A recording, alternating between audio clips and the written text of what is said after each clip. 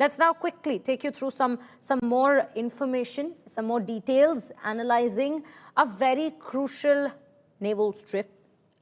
It is an ocean, it is a particular strait that we're referring to since the very first day of the war that had rung alarm bells. First, let's show you how geographically the Strait of Hormuz is placed in this very map.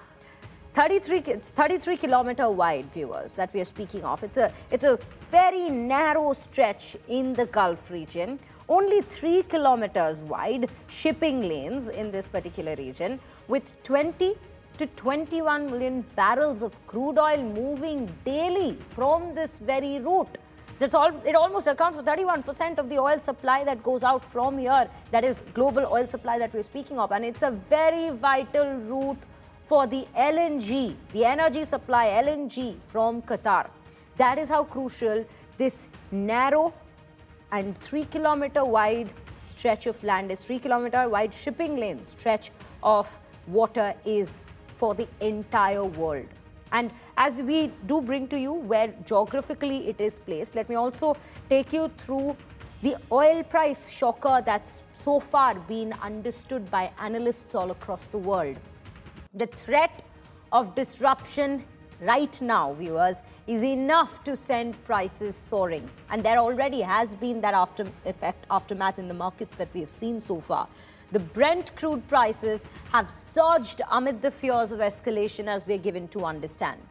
The prolonged closure of this very strait could push prices beyond $100 per barrel, which is a massive inflation in rates if we are to look at it.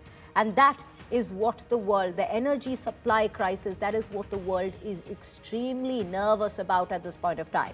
When tankers halt, insurances cancel coverage. We're just taking you through the aftermath of what are the possibilities that could present themselves when we're speaking of the Strait of Hormuz and the aftermath of its closure. The freight rates could also hit record highs because this is a very active Strait of Hormuz that we're speaking of. It's a very active strip where we see ships constantly moving around because this is where we see the energy supply of as many, as we were telling you the barrel numbers just a little while ago, but as much as 31% of the entire world goes. Now, Indian refineries are also considering other crude oil sources. In fact, yesterday we will bring to you an entire report of how Russia has come in and stepped in and offered to help in the very situation, given that should the situation present itself where we see a massive scarcity in supply of crude oil, which in fact leads to